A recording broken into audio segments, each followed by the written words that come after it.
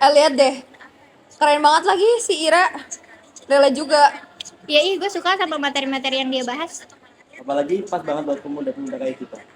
Keren deh captionnya. Selama tintanya belum habis, kita masih bisa revisi, kita masih bisa memperbaiki.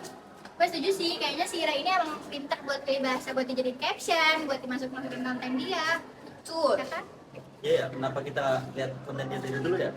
Iya, kenapa dia nggak bikin dari dulu aja? Capek dah. Mau gue juga lagi. Udah kelar belum ya kelasnya? Belum kayaknya sih. Sekarang jam berapa dah? Bentar. Udah jam segini, PA. Cabut bi, cabut. Wah, Ayo, ayo, ayo. emang udah kelar? Udah. Ini nonton apa sih? Berisik banget di jalanan men. Lihat deh. Keren loh. Oh dia. Iya, lu tonton. Keren kan? Relate sama materinya. Bukan masalah nggak relate. Ya dia emang dia udah benar kayak begini udah video-videoin dakwah-dakwah di TikTok. Tapi bagus dong sebagai Benji bisa dakwah di media sosial. Ngapain dakwahin orang kalau misalkan dia sendiri aja belum benar. Terus dulu diri sendiri baru ceramah-ceramah. Baru mikirin orang lain. Tahu udah segala konten-konten. Kalau ada yang tersinggung gimana? Susuci. Tahu. Diu cabut ya Diu. Nggak bermutu nih tontonan, ayo cepet ya. Tipsnya udah kan? Tipsnya ya. Ayo Don ya. Kok respon mereka kayak gitu ya? Iya, ada aja yang kayak gitu ya. Ada ya gitu ya. Gak expect nih. Wah ada ya buat kalian berdua tadi. Susah banget dong kamu. Iya, nggak expect bakal ada orang yang kayak gitu. Coba nanti gue mau tanya pendapat Ira. Gimana ya kalau dia tahu ada orang yang pandang dia kayak gitu? Boleh tuh, boleh dongengin. Jadi Ira tuh. Ah. Halo Ira. Hai. Tahu gak? Tadi kan aku lagi sama yang lain lagi lihat video kamu kan. Terus aku bilang kayak aku afirmasi ke kamu deh. Nah, terus aku ketemu sama Fatih sama Diwa. Terus kamu tahu respon mereka kayak gimana?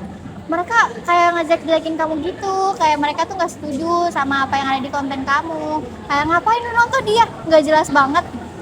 Aku mau tahu deh tanggapan kamu gimana sih? Kalau kayak gitu sih pasti ada ya, dan itu namanya ya tantangan dakwah digital gitu. Kayaknya aku harus bahas ini di konten selanjutnya deh. Setuju nggak? Buat Biar bikin kita konten. biar kita bahas bareng-bareng. Oke?